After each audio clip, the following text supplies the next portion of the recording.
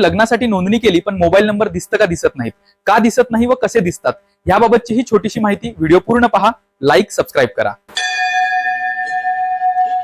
मित्रांनो, सर्वांना जय जिजाऊ. मराठा लग्न अक्षताच्या वेबसाईटवर किंवा ऍप्लिकेशनवर नोंदणी केल्याच्या नंतर सगळ्या गोष्टी दिसतात, फक्त मोबाईल नंबर का दिसत नाही हा प्रश्न आम्हाला सातत्यानं विचारला जातो. मात्र मोबाईल नंबर न दिसण्यामागचं जे काही प्रमुख कारण आहे तर त्याच्या मागे एक पहिलं जे कारण आहे तर कायदेशीर बाजूने कुणाचेही मोबाईल नंबर प्रसिद्ध करता येत नाहीत. कम्युनिटी गाईडलाईन्स असतात, सामाजिक सभ्यतेचे काही नियम असतात.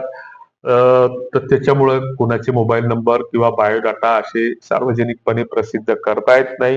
त्याच्यासाठी आम्हाला काही गोष्टींची पडताळणी करावी लागते आणि मग त्याच्यासाठी आम्ही ज्या काही प्रोफाईल आहेत तर त्या ओळखपत्र असल्याशिवाय कुणाचीही प्रोफाईल आम्ही व्हेरीफाय करत नाही.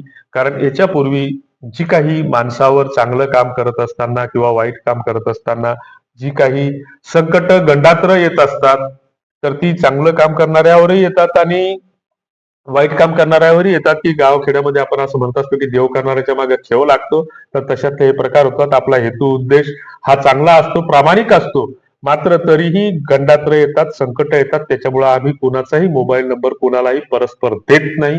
ही गोष्ट आम्ही प्रामुख्याने वारंवार नमूद करत असतो. आणि एक गोष्ट आम्ही सातत्यानं पुन्हा एक सांगत असतो की आम्ही कुणालाही कुठल्याच गोष्टीसाठी पैशाची मागणी करत नाही. हे आम्ही टेक्स्ट मेसेजद्वारे, व्हिडिओद्वारे आमच्या टर्म्स अँड कंडिशन ज्या काही आहेत तर त्याच्यामध्ये आमच्या नोंदणीमध्ये जे काही आम्ही बायलाच दिलेलं आहे तर त्याच्यामध्ये सुद्धा ही गोष्ट आम्ही उघडपणे नमूद केलेली आहे की आम्ही कुणाला कुठल्याच गोष्टीसाठी पैशाची मागणी करत नाही.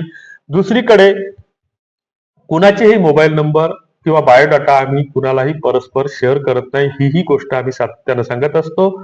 आणि त्याच्यासाठी कुणीही आम्हाला मोबाईल नंबर पाठवा किंवा हे करा आग्रह धरू नये. आमची लग्न अक्षताची जी काही कार्यपद्धती ठरलेली आहे तर त्याच्यामध्ये पुन्हा एकदा ती थोडक्यामध्ये तुम्हाला सांगण्याचा प्रयत्न करतोय की आपण पहिल्यांदा जर तुम्ही मराठा जातीतील असाल, की मराठा जात प्रवर्ग हा खूप मोठ्या प्रमाणामध्ये आहे, तर त्या कुठल्याही उपजातीतील असाल, देशमुख, माळी, देशमुख, 96 कुळी, 92 कुळी, अक्करमाशी, बारमाशी, घाटाखालचे, घाटावरचे, शेंद्रे, हेंद्रे, दखने, उजवे असे कुठल्याही वर्गवारीतील तुम्ही असाल तर त्याच्यावर तुम्ही नोंदणी करू शकता.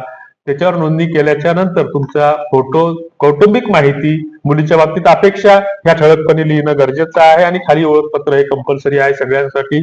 आणि मग हे केल्याच्या नंतर तुम्हाला 2 रिक्वेस्ट ह्या मोफत दिल्या जातात.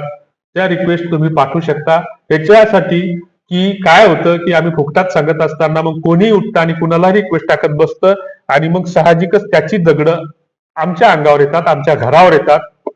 की मुलगा 10वी नापास असतो, एखादा 48 वर्षाचा असतो, त्याचे 2 वेळेस घटस्फोट झालेला असतो, तरी तो 19-20 वर्षाच्या मुलीला विनंती टाकतो आणि डायरेक्ट फोन करतो.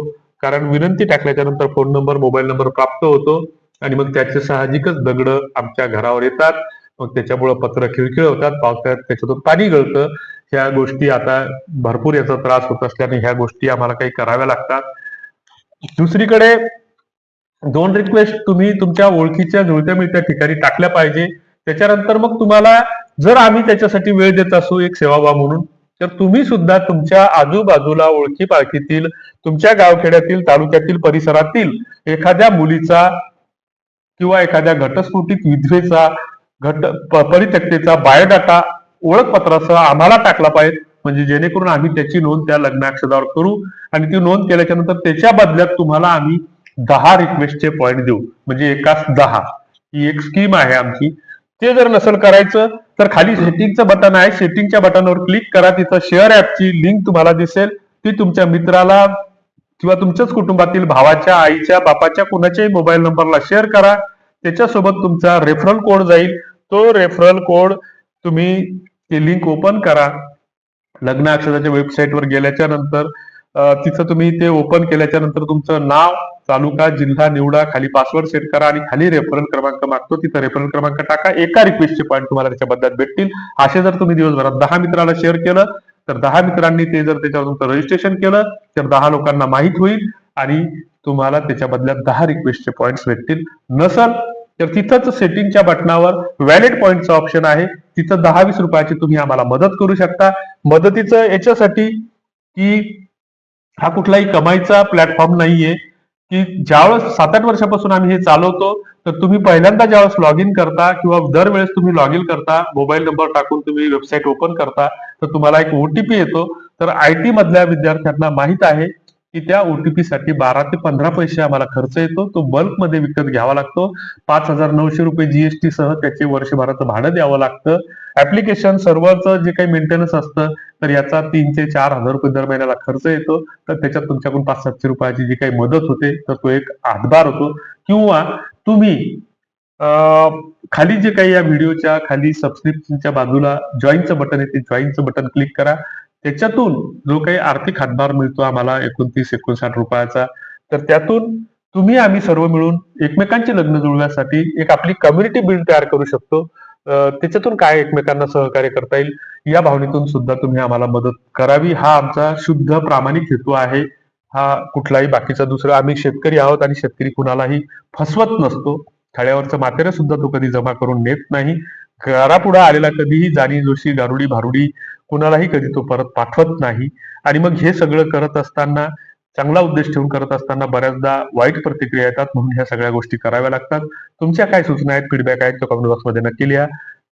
तुर्तास धन्यवाद.